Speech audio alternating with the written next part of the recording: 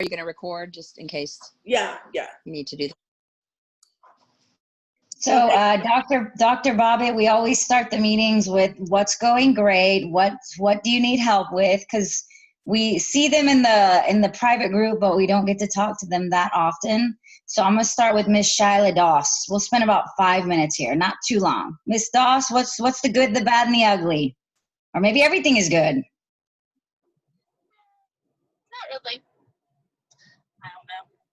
I just haven't been involved with school, and I'm having to work and having to take her back and forth to people to do her schooling and stuff. That's where I'm headed now, so she's got to stay with my mom because I have to be work at 6. So my plan is to really go work out in the morning. Okay, so you've kind of been putting yourself on the back burner because you've been putting Madison, taking her back and forth. Yeah, and I just haven't, with her school started. I mean, it's online, but she gets breaks here and there, but it's just harder because I don't want to get her up early and go with me. If I go early in the morning. If you go to camp early in the morning, are you going to have to, okay, you can do virtual camp. That's why I was thinking, I need to start doing the virtual camp because I can leave her, I mean, if I'm downstairs, I'm outside working out, I can leave her right there in the apartment. All right, so how about we make a deal that you go at least 2 to 3 times this week? Yeah, and I can because I'm not working all week because this week I'm off Wednesday and Friday. So. Okay. But so some days I don't get my schedule like what we're doing until like on Friday when we're supposed to be there on Monday. It was like. Okay, got it. It's been kind of crazy. Right. So I'll put that in the chat box. Stacy, what's going great for you? What do you need help with? I'm gonna write down what y'all are telling me.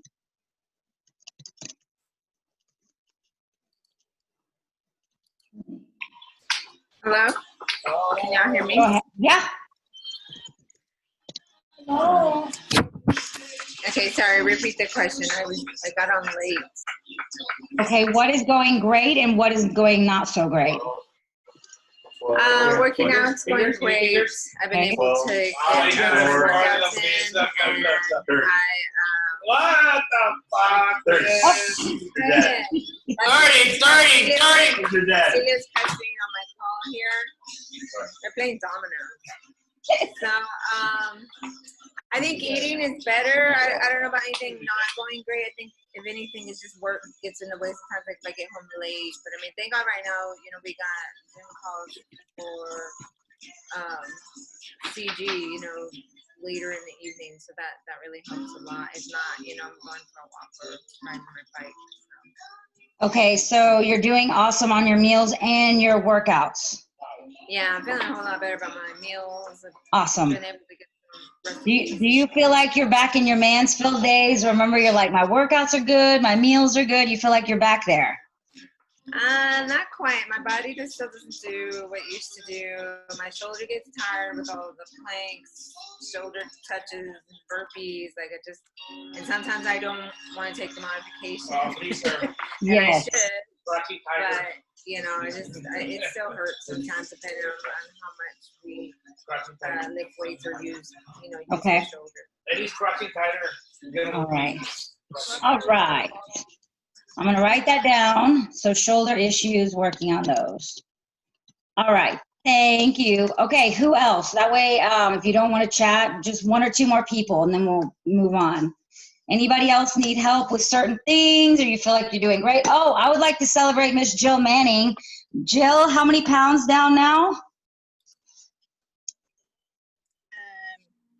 23 so far. Awesome. Awesome. I went for a follow-up check, and so from my visit from before to my follow-up check was 23 pounds. And this is from someone who said she self-sabotages. So I think you have absolutely changed a lot, for sure. Yep. So, I shout out to Audrey. I sent her a picture from a couple of years ago, and it's a whole lot different than it is today. Do you have it with you, or would that embarrass Audrey? Because we'd like to see. Can I show it? Sure. Okay. Let's see. You might have to stand up for you. Hold on, there you are.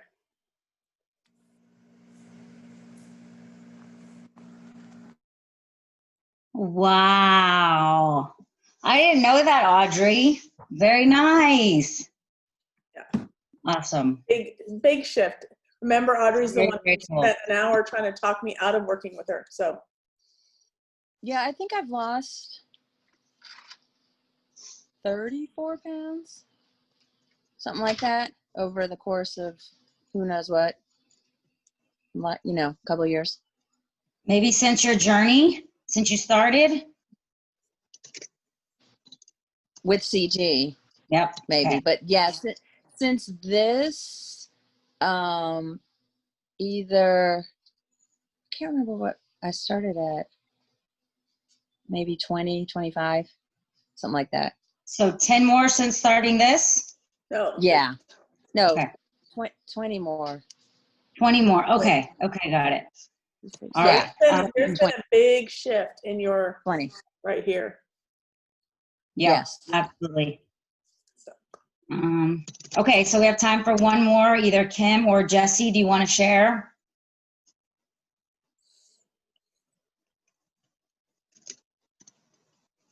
Jesse's driving, Okay. so Jesse, Donna, we got time for one more. I'll share. Never get sick in the hospital. Just saying. Don't do it. Don't do it.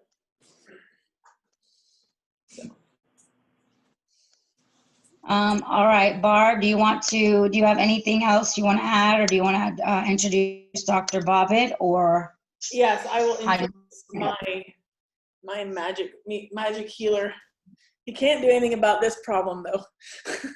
At least I don't think so. All right, I'd like to introduce you to my friend, Dr. George Bobbitt. He's a chiropractor in Mansfield, but he really is an artist when it comes to seeing imbalances and muscle changes and symmetry, and he will pick out a tight muscle just by a visual exam, which is pretty amazing because, you know, we all have, you know, I mean, you can see, sometimes you can see shoulders that are off and you can see hips that are off, but to actually be able to pick out muscle points and stuff, which again, when you think about that, everything is connected internally, externally, left, right, front, back. So you have to look at the whole person. And if there's anyone that can speak about what he's speaking on tonight, and that's the whole body and how it all kind of fits together, it's him. So again, Mansfield, he had office you don't work in Arlington, but you have an office in Arlington. And yeah, been a miracle worker for me personally. Sorry, my throat's really hoarse from the tube they stick down too. So I have a lot of issues going on right now. So forgive me. Thank you, And I'm Barb. gonna unmute. You're unmuted. Okay. And thank you, Barb and Heather, for having me. I've been a little bit excited to share some things with you. But before I get too in depth, I like how you do the what's working, what are you struggling with, kind of what you said, the good, the bad, the ugly. Because it's important to know what problems we're trying to solve. In the years of doing this chiropractic, I've figured out that sometimes it's better to try to solve other people's problems. So that's what I'm going to attempt to do today, is give you some insight on maybe how to help you navigate through some of these struggles that you might be having in your own journey. And with the group being as intimate as it is, I hope that I get to share with at least most of you, if you have something that you're trying to solve or an area that you're struggling with, maybe I can give you a little bit of insight. And this won't really be about chiropractic. This will be about your body and your mind giving you symptoms as feedbacks to help you balance the body and mind. And so before I get into that, I did want to share a little piece on gratitude. The reason, Barb and Heather, the reason I'm inspired to do these talks is because it helps me relearn a little bit of the things that maybe I've forgotten. And whatever I project onto the group, I get to take back for myself and realize that what I'm sharing with you is something I also need to hear. So I appreciate that. But on the terms of gratitude, there is an entire science just on gratitude alone. You've heard people talk about gratitude journals. Just churches right now, there's big pushes towards gratitude because it's real easy to see that in the environment that we live in, whether it's having to change our children's schools or how we church or how we go to work, how to wear a mask. These are things that we may not appreciate. So my first thought for you is to understand that the more grateful we are, the more things we receive to be grateful for. And that's basically a universal law that says if we're grateful, we'll get more to be grateful for. And if we're ungrateful, we'll get more to be ungrateful for. I want you to use that and think about that for a moment as we look at the psychology of the body and the psychology of the mind and how they relate. And that our body loves us so much that it's simply trying to give us feedback to tell us that we're out of balance. And that balance could be on many different dynamics. It could be on a spiritual imbalance. It could be just on a physical, what most of us are dealing with, a physical imbalance. But it could be financial imbalances and social imbalances. They could be in the family aspect. They could be in the vocational. We hear people talk about work-life balance. And there are symptoms and feedback that present themselves to us to let us know that we're simply not in the center. We're not congruent. We're not being objective. So gratitude, it's very easy to perceive life a certain way because for whatever reason we perceive there's more benefits in doing it that way, more benefits than drawbacks. And we've heard this, we've all done it. I heard the word self-sabotage. And the real truth is I'm beginning to think that it's difficult to self-sabotage from the aspect of we do what we really want to do. We do what we love to do and what we perceive to be more benefit to us than drawback. And sometimes that comes from a state of a strategy that we're using. So we're getting something out of life, but we're not aware why we're doing it. We just know we're doing it. And so I want to share on that. But before I get too deep, I want to make sure that I'm providing a benefit to those that are on the call. So now is your chance if you want to speak up. Is there a particular problem you're trying to solve in regards to your body, in regards to your eat, in regards to your exercise, in regards to your mind preventing you from obtaining a certain goal or a certain mission or your purpose or something in that? So maybe by you speaking up, you might be able to help the group, and then I might be able to shed some light on what is the body and mind trying to tell you and how is it trying to share with you. And that way we might be able to change that. So I'll leave the floor open. Any particular problems, body, mind, that you would like to ask or have questions about? I have a question. So you were saying, at the end of the day, you're going to do what you want to do. And even though maybe everyone in this room is wanting to eat healthier and lose weight, at the end of the day, you said maybe you see to keep overeating more as a benefit, even though you say you want to do the other thing. That's what you're saying? Yeah. We have these hidden strategies. We're saying one thing, but we're doing something else. And here's how you know. We use imperative language. I have to. I need to. I'm supposed to. These are low value, low purposeful statements. We're living in somebody else's value system, so it's a drag because our spouse or our teachers or our preachers or somebody or a magazine is saying, this is how you're supposed to be. And we're trying to be somebody we're not. Now, I'm not saying not to exercise and not to eat right. I'm saying that we are using those strategies, saying we want one thing, but we're doing another. And that thing, Heather, is exactly the body's feedback saying, wait, you may have either too big of a goal that you haven't chunked down into small enough pieces, or you're actually you're looking at somebody else and trying to be them instead of trying to be the best you. And in the whole process, you don't even see how that body part is trying to serve you because it loves you so much. It's trying to teach you how to love yourself.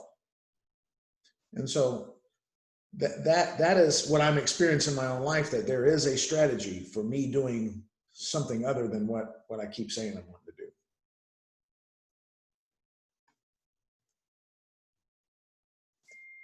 Thank you for that clarification. Audrey, did you have a question? Yes.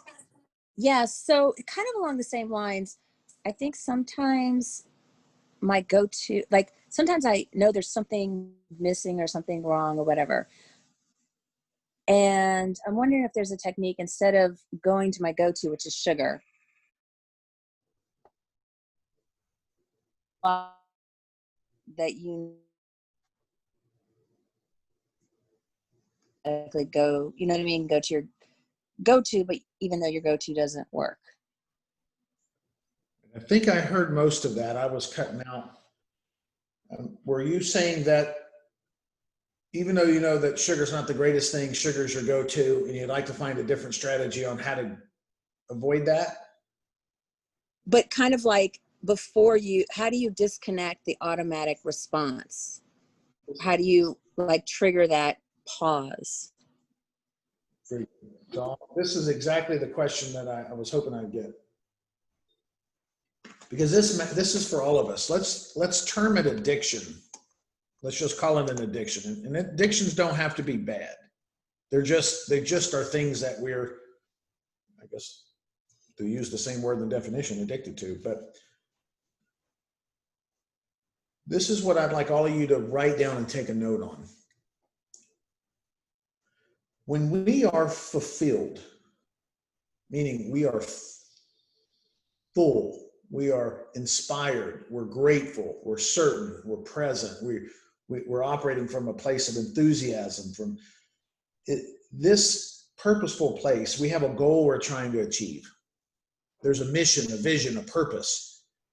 And when we're doing high value things that we're inspired from within to do, we do not need motivation to do those things. We are inspired from within. And you can think of these things when you're doing something that you love, that's your highest purpose.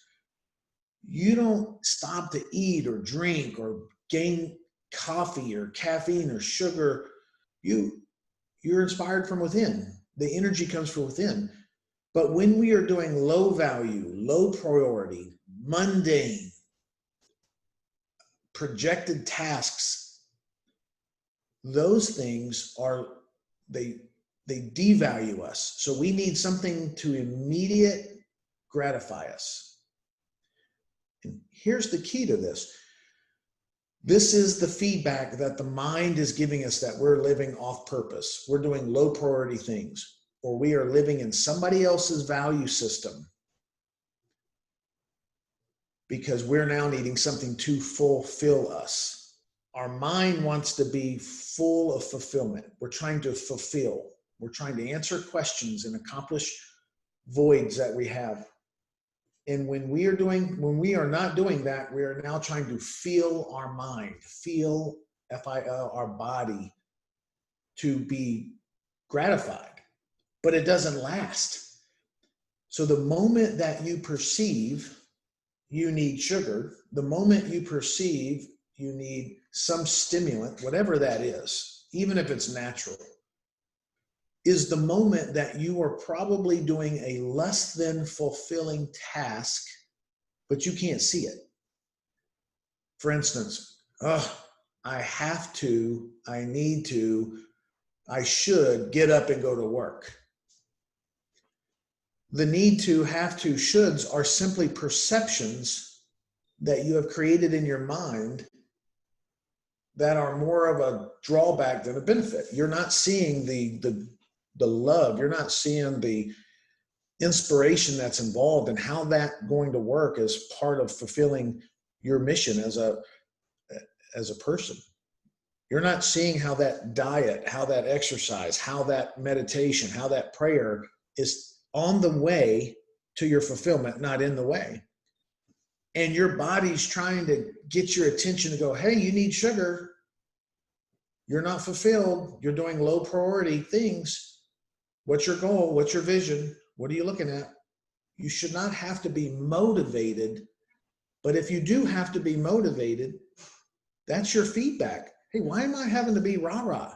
And I'm not saying don't rah-rah. There's a need for that. But if we have to be pulled, dragged, and forced, it's a feedback. And that's where the sugar comes in, because you're looking for immediate gratification instead of long-term vision. Long-term vision fulfills us. What goal are we working towards? What purpose are we working towards? What's the benefit of me doing this task? What's the benefit of me busting my butt early in the morning, late at night? If we're trying to stay away from food in a non-fasting routine, like some of us used to do, or we did all the crazy diets where we'd only eat cabbage for whatever. If you're only trying to do something like that, you will bust and binge, because it's not a fulfilling task. You can't see how doing that is on the way and how it's serving your greater needs.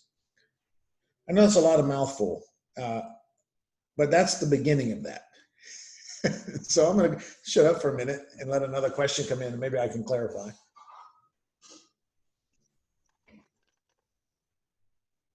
I have a question. I'm not trying to hog up the space. It's just things I think of. So when someone says, I should work out, or they text me or Barb and say, I don't have any motivation to work out, I need motivation, or I should eat healthy, you're saying that's because it's not congruent with who they are, and they feel like they should be doing those things because they're not in alignment, and they're really not, you're saying they're not all bought into living a healthy lifestyle and working out and eating well. Is that what you mean?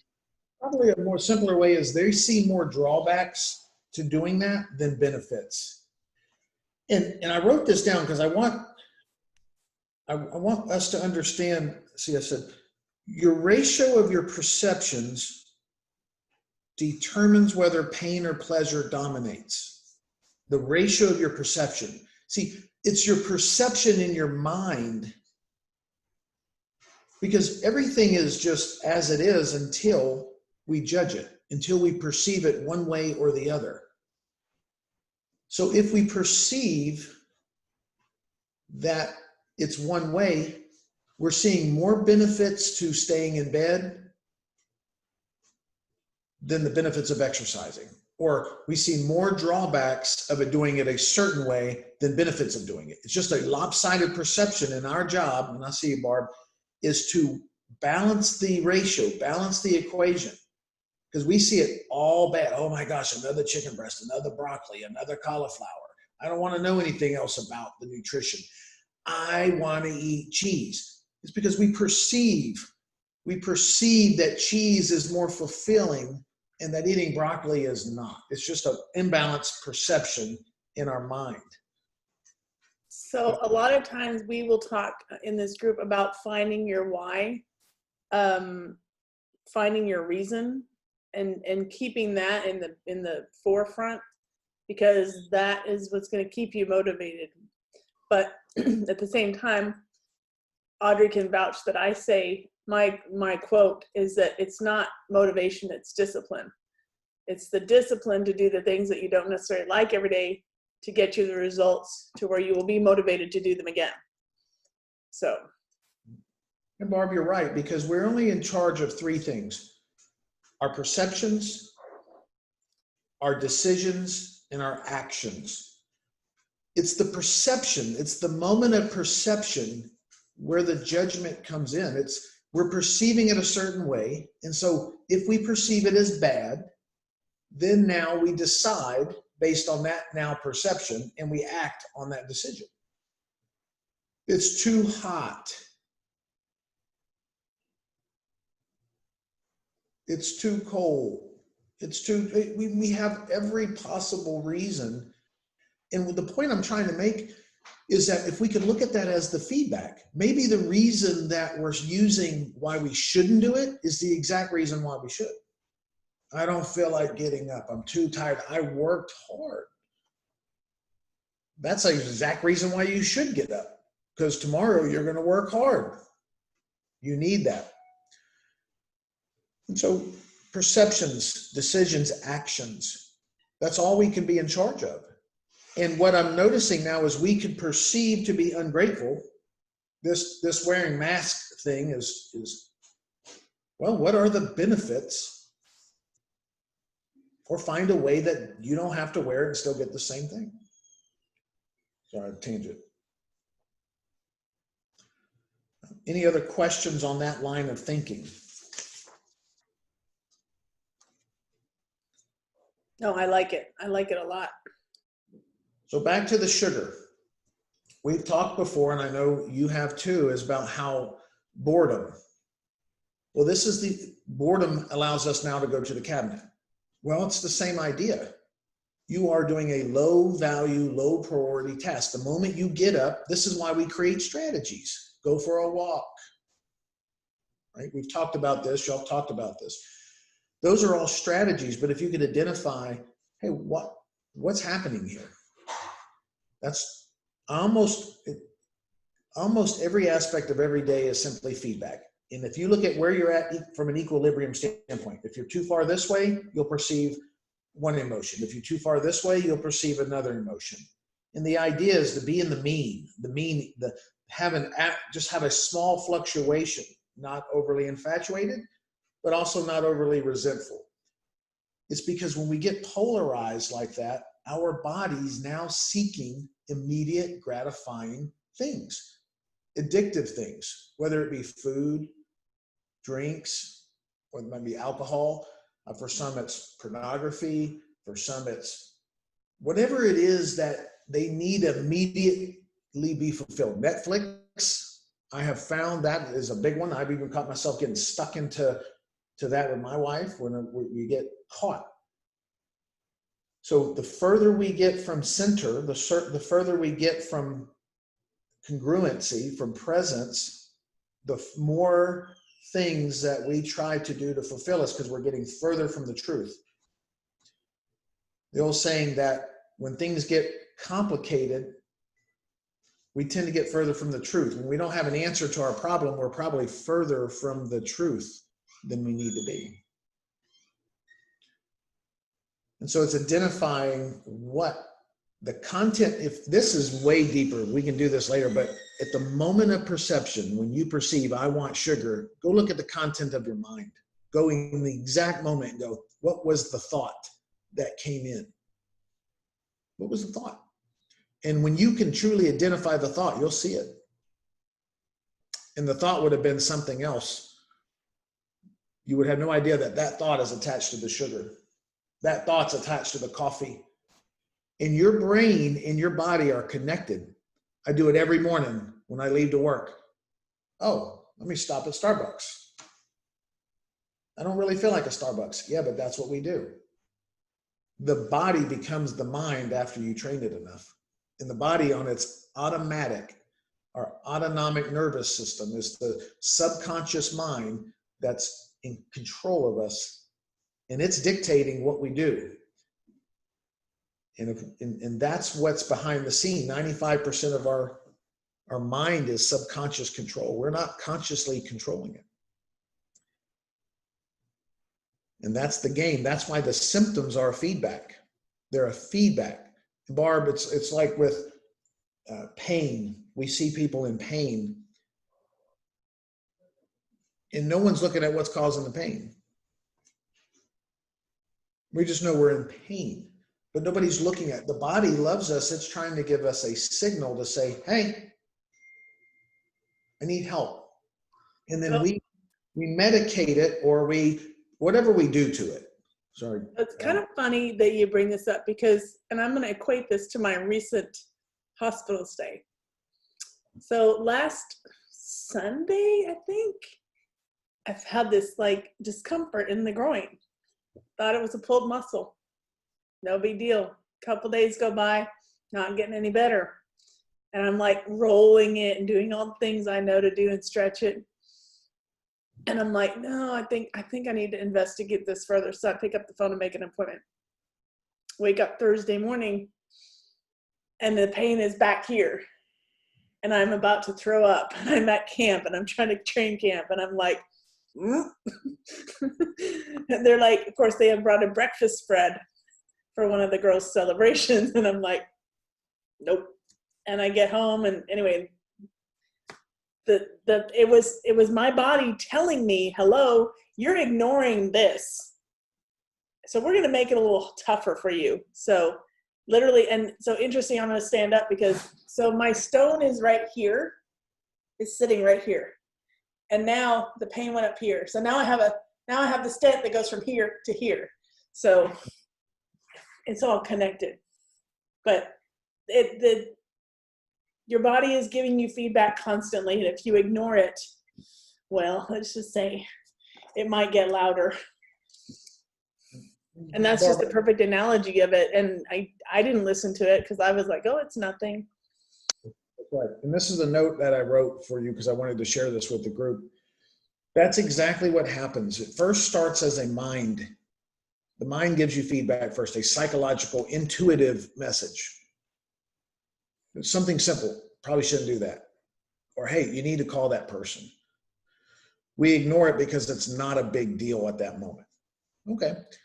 The next step is now physical. Your physical body now is going to manifest the next level of feedback. Like, I really should. You say should, right? So go out and work out. I got another day. Body starts feeling terrible. Okay, ignore that feedback. Now you have the social systems. Barb, all your friends were telling you, hey, you need to go do something about this. And if you ignore that social feedback, then you get theological Murphy Law type feedback. This is why, in some cases, major health conditions are a result of ignoring the psychological, ignoring the physical, ignoring the social. Now the universe takes over. And it's all feedback, not good or bad. It's not. It's like if you pig out and you overeat, and the next day you have sinus problems, allergies, you have diarrhea, constipation, cramps, bloat, gas, headache. And we ask, is that sickness or is that health? Depends on perspective. But the body's trying to tell you as you pigged out. Your body's trying to give you a feedback to say it doesn't like that. And we know that. And we say it before, well, I'm going to pay for this tomorrow. But you perceive more advantages than disadvantages, and that's all. And so if we quit beating ourselves up, make a goal, but don't beat yourself up. It's the ingratitude for the body. Why would the body want to give you something so great when you're so ugly to it? Why would we'd say, thank you for this butt. Thank you for these legs. Thank you for this face. Thank you for these arms. And find the value and learn how to be grateful for it because it serves. You would not have created that if it didn't serve. And if it doesn't serve you, maybe it serves your man or your children, but it serves and you're serving. But we want to be ungrateful for it. And our body then gives us symptoms as feedbacks to tell us to be grateful for it. And so we got to quit trying to be somebody we're not, be who we are, because the eating right and the getting healthy and the exercise is on the way for you to be a better you. But if you trash your body, meaning you are ungrateful for it, its job is to give you more things so that you could appreciate it. I bet Barb probably appreciates her parts of her body way more now than she ever did. Probably researching how did I get this and how do I not get this again and how can I fix it? So I got one thing for you, Barb. I can't hear you, but I'll shut up. But I've never want to experience this again. And I tell you what, you don't want this one either. And just on the psychological component, Barb, this may have no practicality for you, but I'm going to throw it out there and you can think on it. Kidney issues, bladder issues, ureter issues often have a tie-in to deep-seated things that you're not getting out, blocked flow. So where in your life, you can think on this, probably over the past, have you not said what you really want to say? Right? Dr. Bobbitt, I have to reel her in. She says a lot of things that the most of us wouldn't say. Yeah, but that's not always, that might be a professional, not personal. Yeah, but the only reason I bring it up is you really cannot separate body and mind. They're together, or body, mind, spirit. They're together. And so the truth is, when we're ungrateful, the food we eat is not being used on a purposeful way. That's why after we eat this food poisoning thing, I believe if you go to the moment that you had the food, you were ungrateful for something, and the body couldn't process it.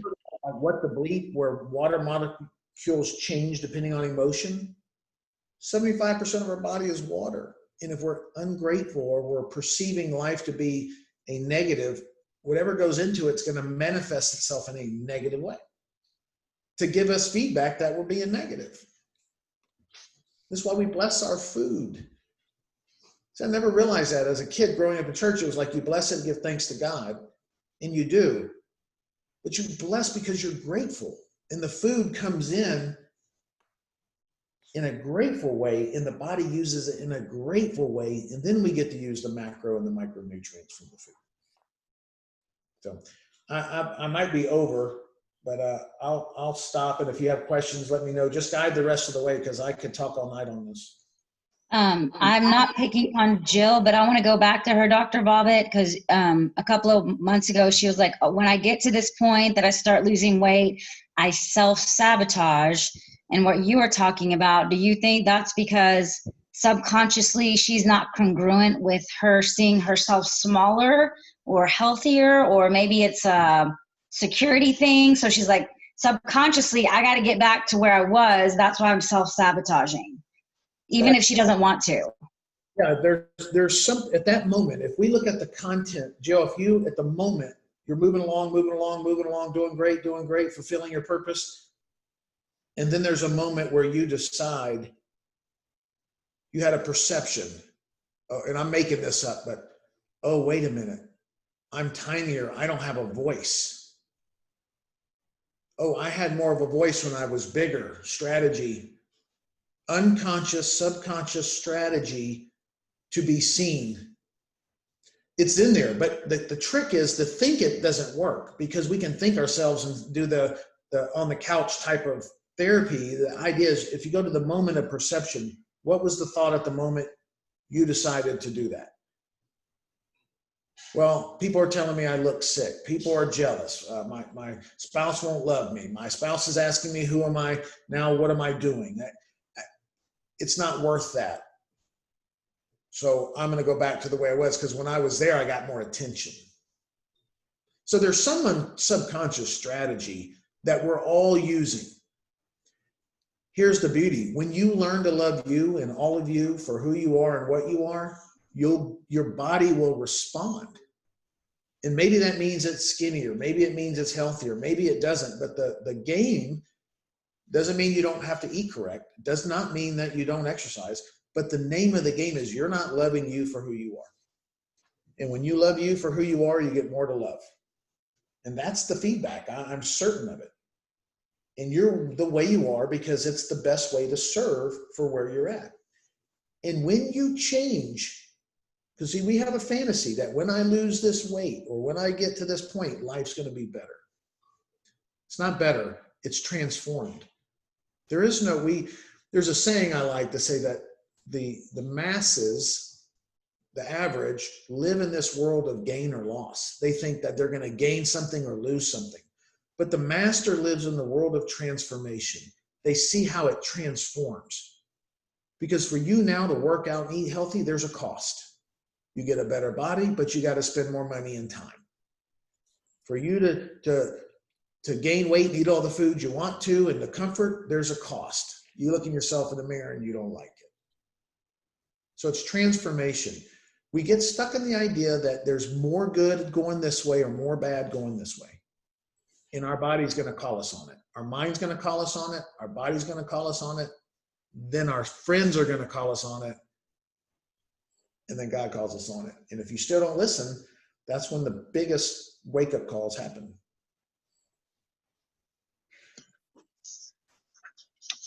Dr. Bobbitt, when you were talking about you always have strategy, Barb and I always tell them strategy is stronger than willpower, always. So we're trying to really develop strategies and show them how to make those, because it'll beat willpower every time, for sure. You're absolutely right, because you change the subconscious mind with the strategy. And for those science people, you remyelinate your nerves. That's why it takes about 30 days. So yes, strategy. It's all a strategy. So why, I guess this is kind of a dumb question, but like, if we go back to a person who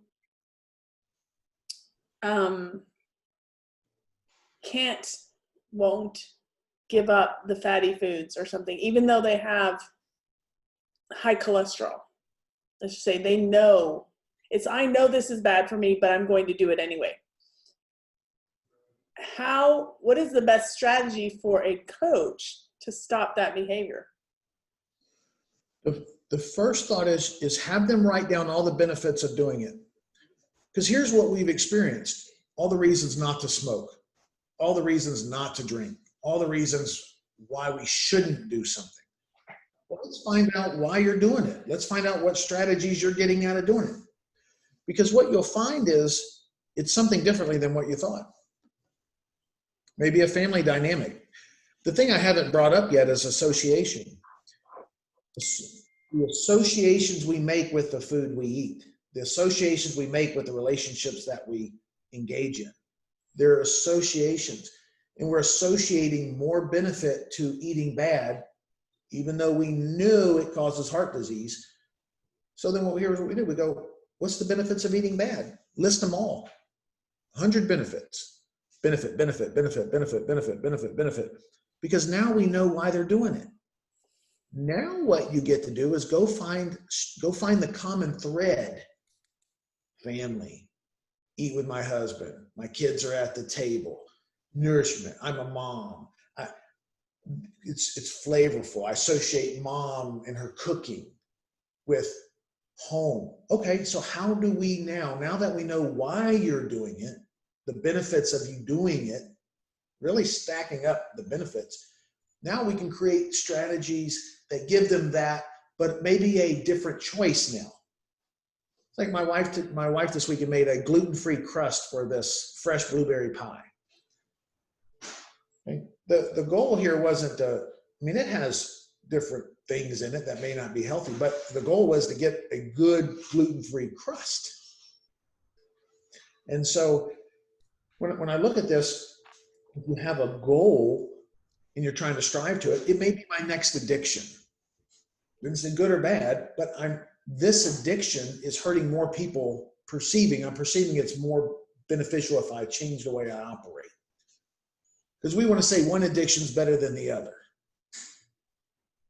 Because we think that way. Well, drinking a natural vitamin mineral drink is better than a Red Bull. Well, possibly, it probably is, but better compared to what? So go through, find all the benefits of why you're doing the behavior, extract the meaning out of the behavior. Now let's go find a more acceptable behavior that they can do to get them the goal that they want. And that's the key, because we subconsciously are only doing things that we perceive provide us more benefit than drawback, more good than bad, more pluses than minuses. But it's a perception, because we don't see where the bad side, we only see the good side, or vice versa. When we're infatuated with Y'all might appreciate this. The one. I finally met the one. He's perfect. They're perfect. Nothing's wrong with them. You go, nothing? What about their face, their nose? Nothing. Everything's perfect. Well, they're so polarized, they can't see it because they're choosing to see only one side of it and not the other side. And that's the part that we forget, because we're trying to see, instead of seeing everyone for who they are, we're trying to see them in our image of who they should be. So that's the idea, is find out how it serves. So anything you don't love, find out how it serves.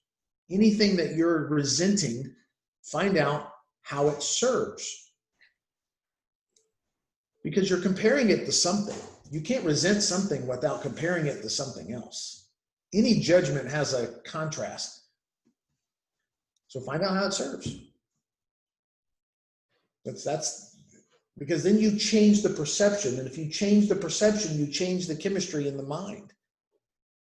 Depression is a chemical change because somebody's perceiving life one way. They're living a fantasy and they can't get it, so they get depression. I know it can step on toes, but I don't mean to. It's perception. It's just perception. And if you can perceive it one way, you can perceive it the other. True. I didn't mean to preach. I've got a lot to look at now because I'm doing a lot of projecting. So Dr. Bobbitt, I don't know if I like you anymore, because now you're making me think. Now I'm like, oh, damn, now I'm still doing this, and then what's the benefit? You took out all the fun of what I'm doing, Dr. Bobbitt. In a good way, in a good way. Okay, I'm having to evaluate why I have a kidney stone. Yeah.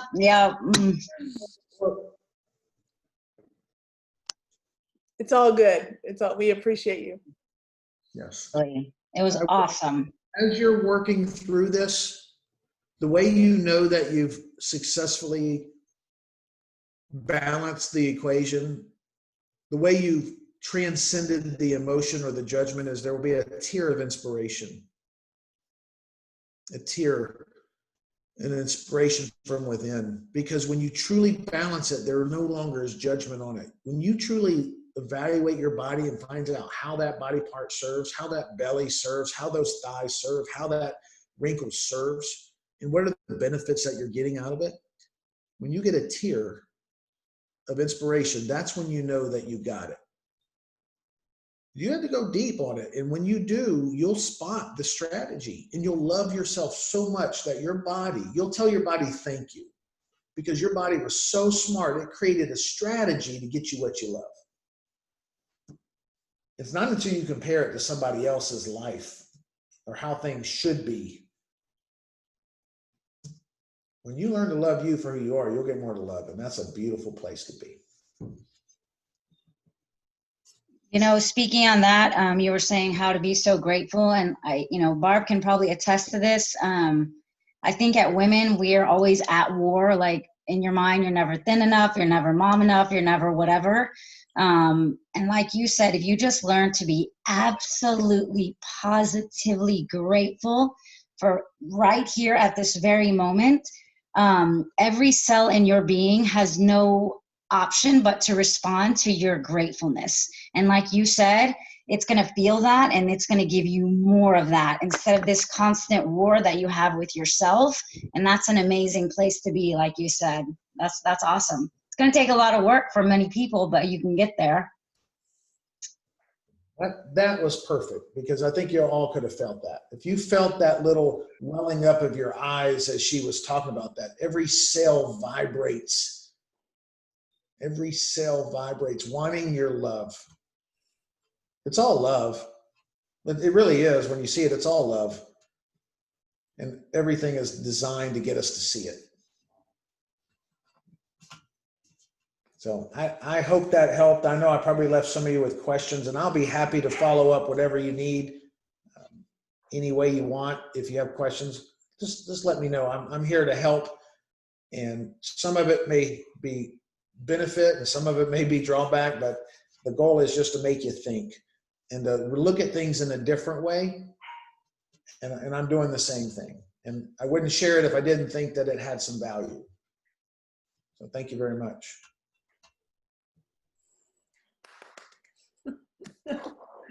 I like to clap. Does anyone else have anything they want to add, or we got about 5 more minutes?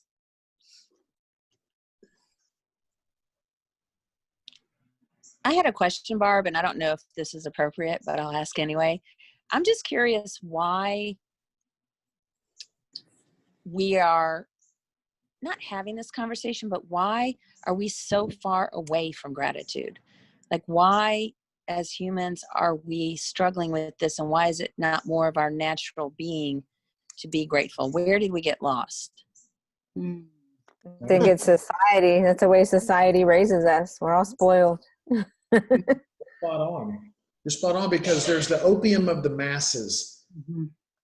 We look at everything is about immediate gratification. It starts, unfortunately, even in our theological world. We have this, then it moves into our this is what we have. We have this thought that there could be happiness without sadness. There's this idea of the positive thinking movement hurt more people because it's not wrong to think positive. It's the idea that you can be positive all the time. It's not feasible. We're not designed to be positive all the time. We're designed to be balanced. To see it all good is a fantasy. And the market sells a fantasy. The medical world, including chiropractic, all of it, it sells a fantasy that you can have health without disease. It's a build and destroy world that you can infatuate, not have resentment, or resentment without infatuate. It's the opiums are, we can have a heaven without a hell, right? It can only be heaven, or health without disease, or harmony. We can always live in harmony. That if we just do this, life will be better. And we're missing it. It's not better or worse, it's transformation. And we live in a country that is an economic country. Very, very much, it's a planet, actually, economic planet, that's how we sell goods. And we sell to the people that are needy, that need immediate gratification, because they're not long-term visionaries. They're not fulfilling purpose. So we buy and consume, buy and consume, buy and consume to fulfill us, and we're not fulfilled. So we buy and consume more and more. The country's not going to do it, because that's a whole different level of mindset. Not going to happen. The opiates sell to the masses, and we are buying like crazy. And it's not right or wrong. It serves. Amazon serves. You know, it's funny you say that, because I feel like I ordered a jump rope a couple weeks ago, and I ordered it from a different company, and it just got here like 2 days ago. I'm like, what the heck? Like, you know, you've come to expect this. It's on your porch before you click the buttons, like this immediate gratification. And like when you don't get that, it's like, wait, what's the matter? Because we are so spoiled and so conditioned to expect everything to happen like that. I mean, how many times have we joked about the weight loss, being slow and steady, not Amazon Prime? It's not going to happen overnight. And like so many people, perfect example of, our workouts, they get 4 weeks to try it out. Oh, I didn't see results. Well, of course you didn't see. It took you 9 years to put it on. It's not going to come off in 4 weeks, but it's that whole same mentality that we have to get around. So. Thank you again. I appreciate you letting me. And I hope that each of you had something that you took away from that. So. I did. Perception, Yes. decision, Thank and actions. 3 words.